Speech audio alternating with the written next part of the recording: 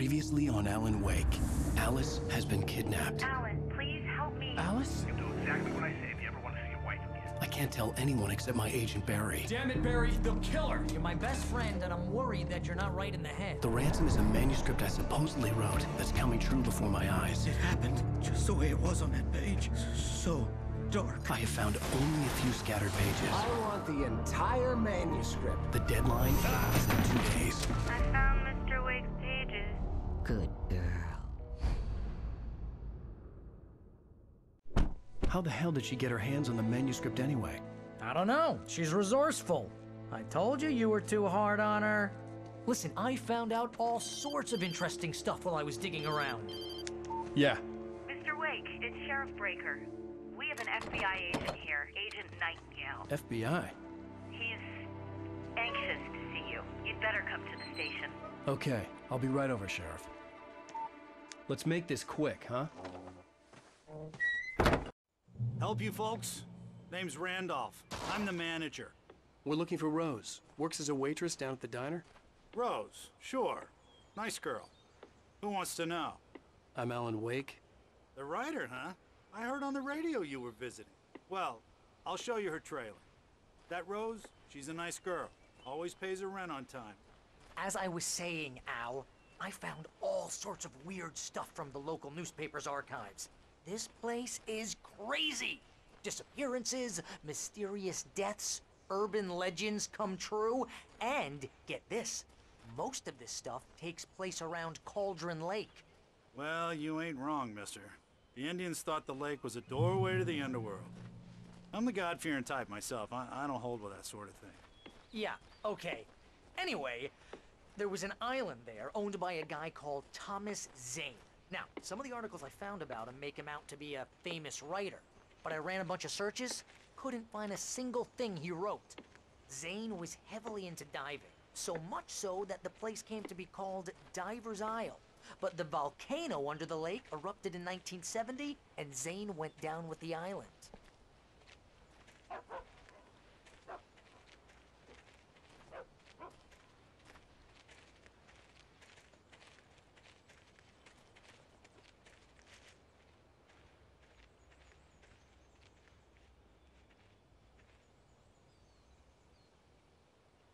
It gets better. A local girl, Barbara Jagger, drowned in Cauldron Lake just a week earlier. They were lovers. Sure, Jagger's a local spook story. The Scratching Hag comes for you in the dark. Childish stuff like that. Anyway, Al, I'm just getting to the best part. All of the articles about this stuff were written by Cynthia Weaver. I asked around, and she's that crazy bag lady you met. What, the lamp lady? She can be a little loopy, but she's not homeless or anything. Yeah, anyway, she knew both Jagger and Zane before they both died, and she had some kind of a breakdown.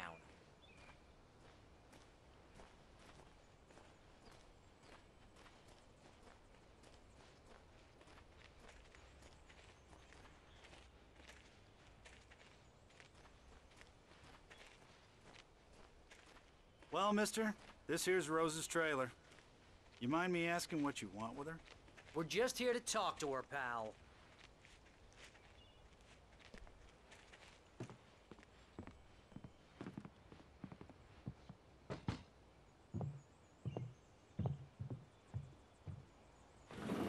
Welcome to...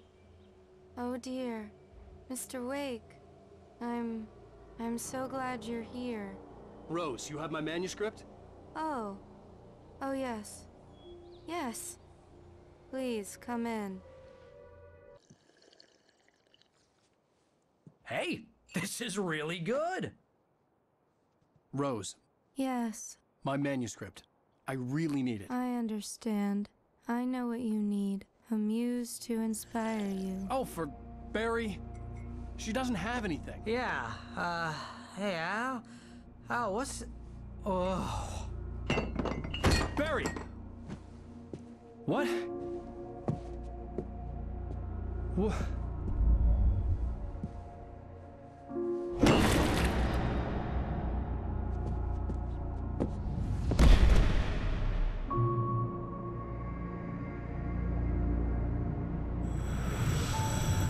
It's coming for you, hiding in my barber's skin. I'm too weak to stop it. You must turn the lights on. I promised I'd come visit you and your lovely wife. You must finish what you started. I insist. You must turn the lights on. Turn the light on. Back to work, boy.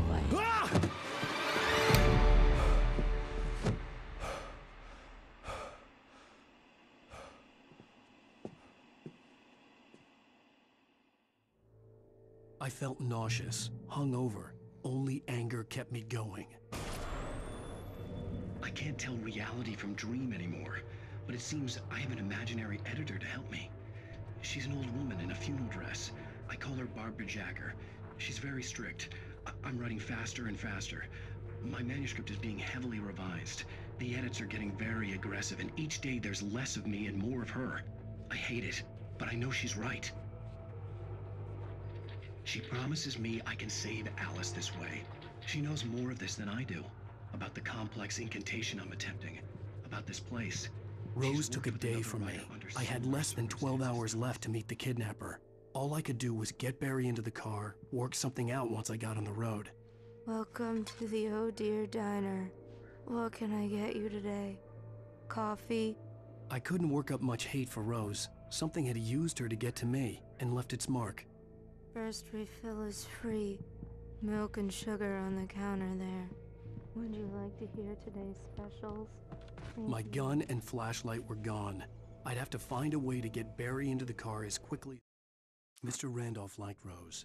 That little smile she had. How she was still sweet when life had tried so hard to make her bitter. It wasn't any of his business what she did in her trailer. But those strangers, the writer and his smart-ass sidekick, looked like trouble. And they'd been in there for hours, way past her normal bedtime. He reached for the phone and called the sheriff's station. It's possible. There was no time to waste.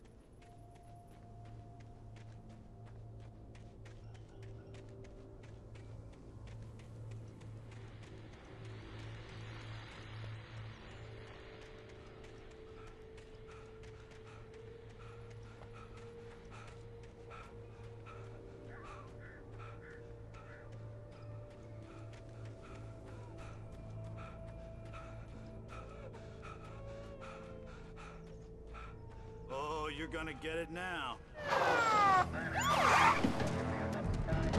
God knows what you've done to that poor girl.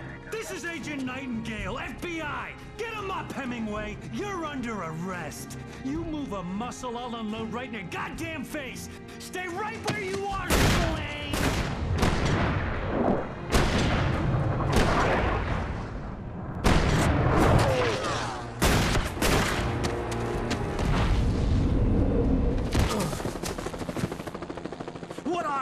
I'm standing right here, you goddamn maniac!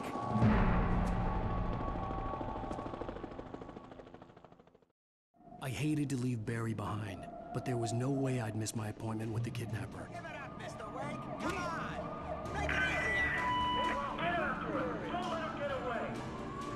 Move it! Move it! Move it! I'm fucking shot if you let him get away!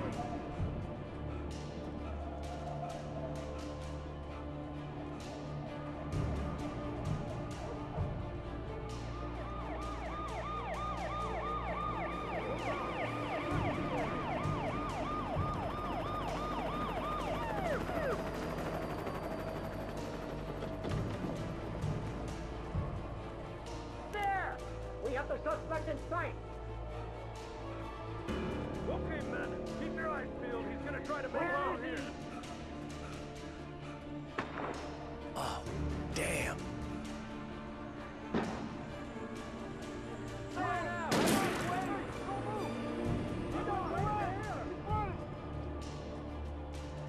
God damn it, where did he go? Slipped away. Keep an eye out.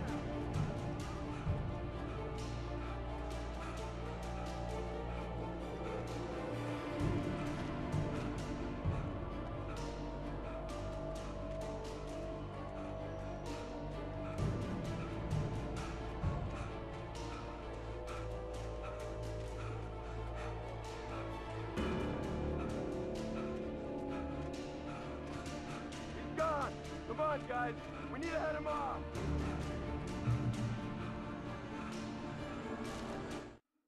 For decades, the darkness that wore Barbara Jagger's skin slept fitfully in the dark place that was its home and prison. It was hungry and in pain. It dreamed of its nights of glory when the poet's writing had called it from the depths and given it a brief, terrible taste of power and freedom. The rock stars had stirred it from the deep sleep the poet had sunk it back to in the end. When it sensed the writer on the ferry, it opened its eyes.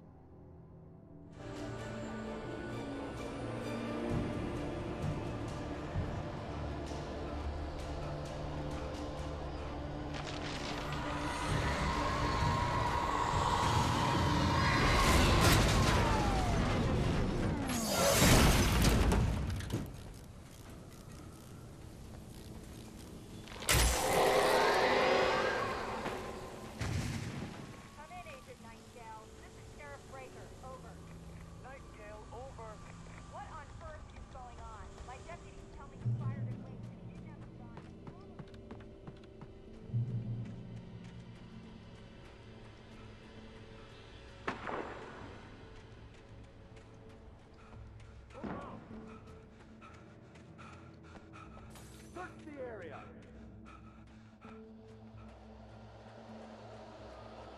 Stay sharp. This way. Over here.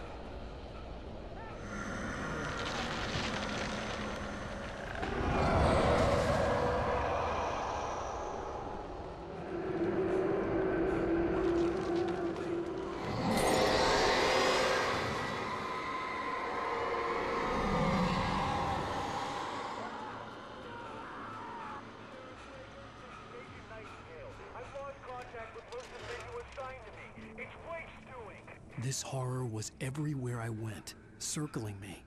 The cops didn't stand a chance. They were after a writer, not a monster.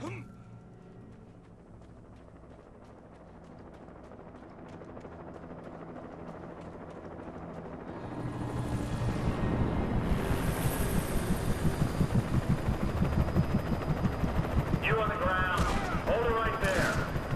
There's nowhere to run. Freeze!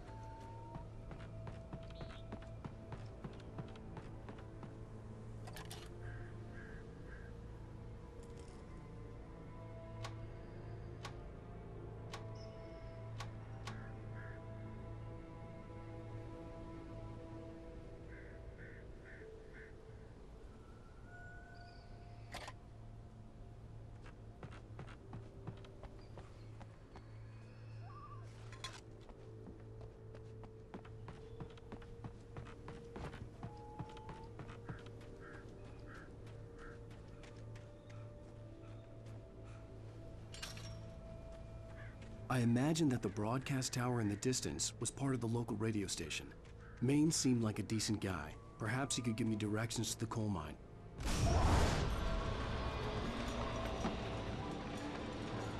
Unnatural shadows clung to the gate. The darkness that was after me was trying to stop me. I wouldn't get through without a light.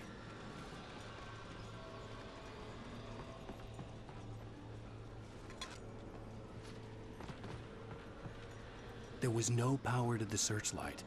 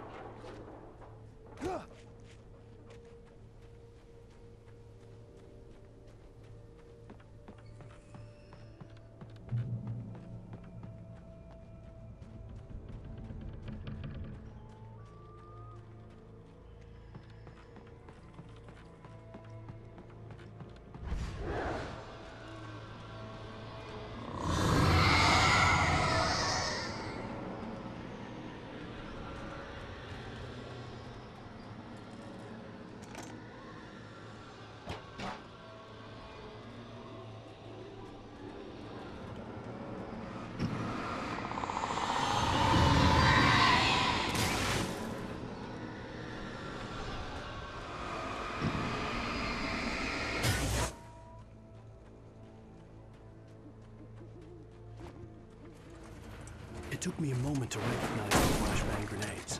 They were an ideal weapon for my situation. Team 1, come in. Over. Team 1, this is Sheriff Breaker. Report. Over.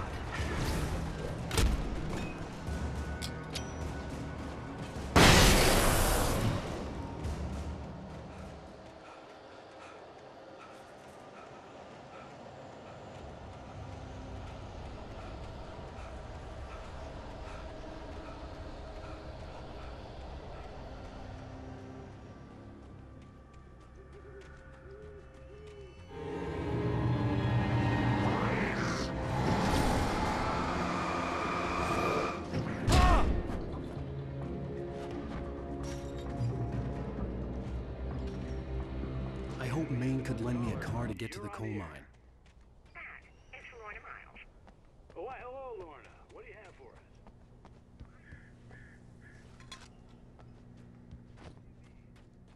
It's a trailer park. Of course you would have trouble in a place like that. I mean, what do you expect? The sheriff should be helping us normal citizens instead of wasting resources on those people.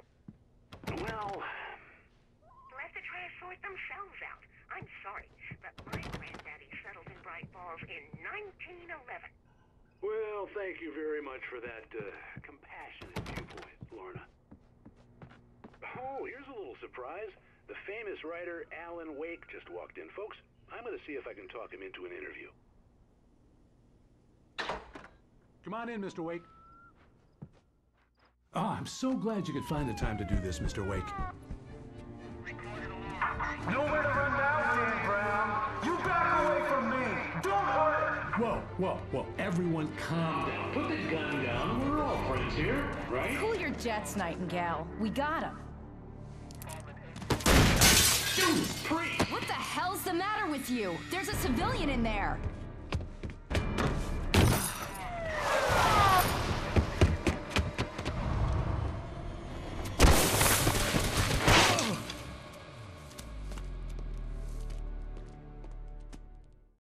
I'll get you yet, even if it kills me. You hear me? You hear me, H.P. Lovecraft? I had fallen off so many cliffs it was ridiculous. That's what you get for naming a book The Sudden Stop. It was probably good I hadn't had the chance to tell Maine where I was going. I'd have to lose the cops and find my own way to the mine. Nightingale stared through the broken studio window into the dark woods. He turned around, Started to walk out, but Maine grabbed his arm. "Young man, you almost shot me. You don't shoot off rounds at people like that. What's the matter with you?" Nightingale shook his arm free, marched out. His cheeks burned with rage and humiliation.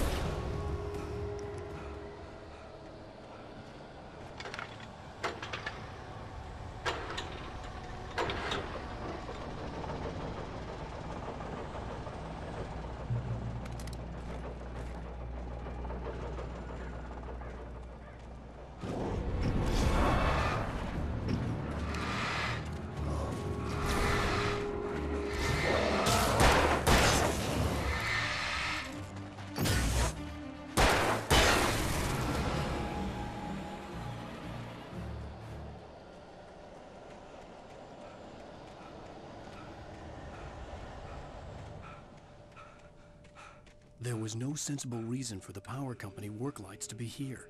It was almost as if they'd been left for someone like me to use.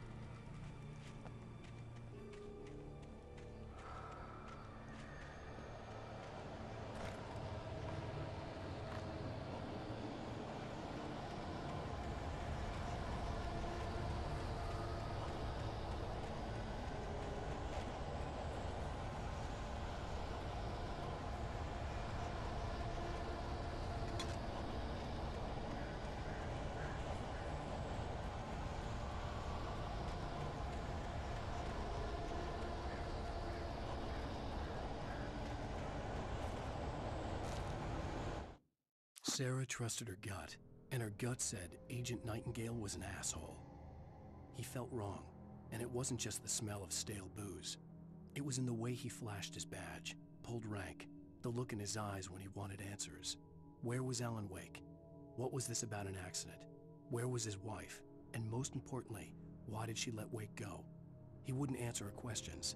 Federal business was all he'd say.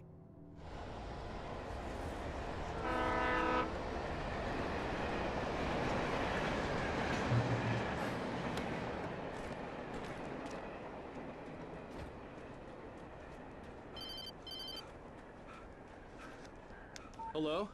The most stubborn man I've ever met. Alice? Alice? Alan, I'm so afraid. He keeps me in the dark. Please help me. I look at you, Alan, and it's not you. Something else. Looking out from behind your eyes. Alice, I'm here.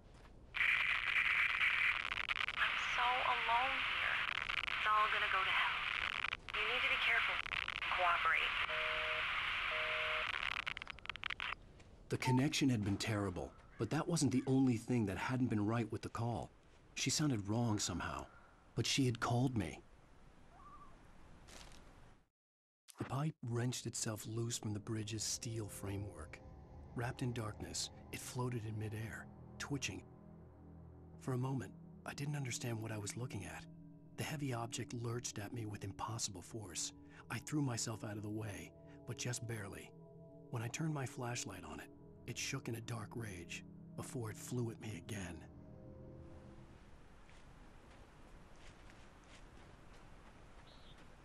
I could see a railway bridge up ahead, and a warehouse of some sort on the opposite shore. I hoped I could find a car from there.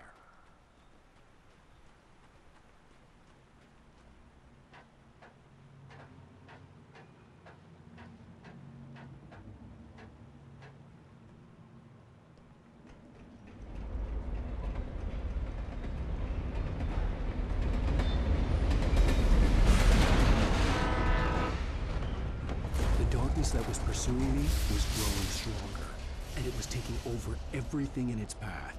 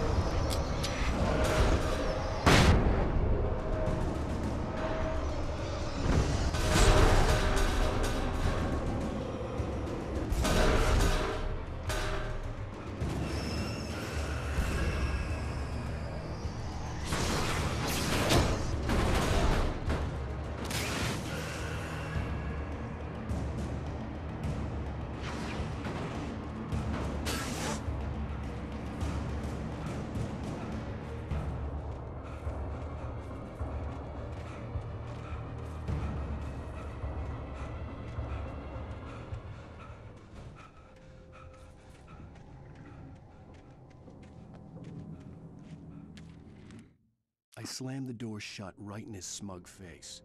He pleaded for me to open the door. True to form, the asshole actually thought I would obey. I had no sympathy left, no guilt either, not for him. I took a moment to savor the scream. I bet I had a smile on my face. It was all that I had time for. The dark presence was inside the lodge with me.